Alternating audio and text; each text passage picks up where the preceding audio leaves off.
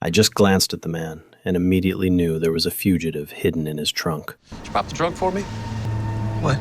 His ID was fine, but the weather was cool, and yet he was sweating profusely. I placed my hand on my sidearm and again asked him to open the trunk, but he just clenched his teeth and shook his head. That's when I noticed a child's car seat in the back seat, snacks scattered everywhere, so I gestured to him.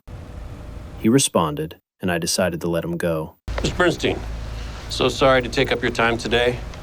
Thank you for your cooperation. Have a nice day. He looked at me with gratitude and then drove off. You let him go?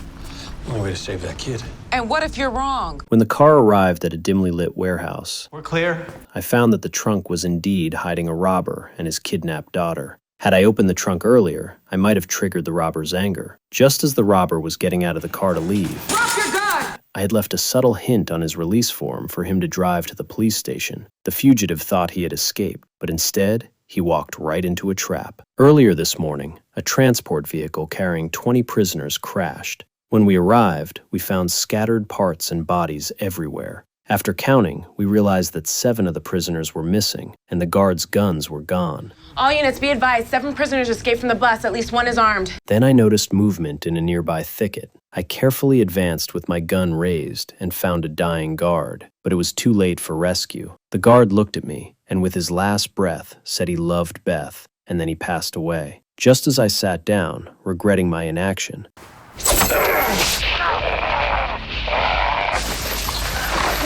I was suddenly choked by someone and reached for my pepper spray.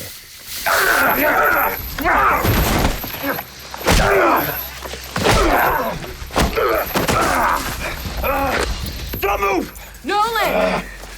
You okay? Yes. My teammates arrived just in time, and fortunately, everything was fine. Meanwhile, Brad, who was patrolling the streets, spotted an escapee in an orange jumpsuit.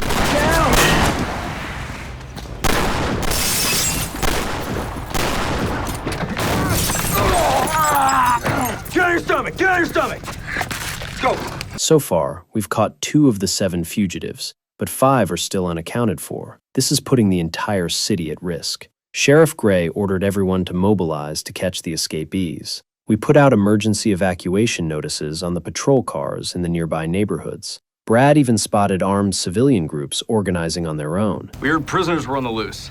We got a right to protect our neighborhood. Yeah, that's a job for law enforcement, not a ragtag militia. At this point, a so-called militia member claimed he had captured one of the fugitives. Officers, please! Hey, let him go. That's not who we're looking for. I kept telling him that! You sure? He looks guilty as hell to me.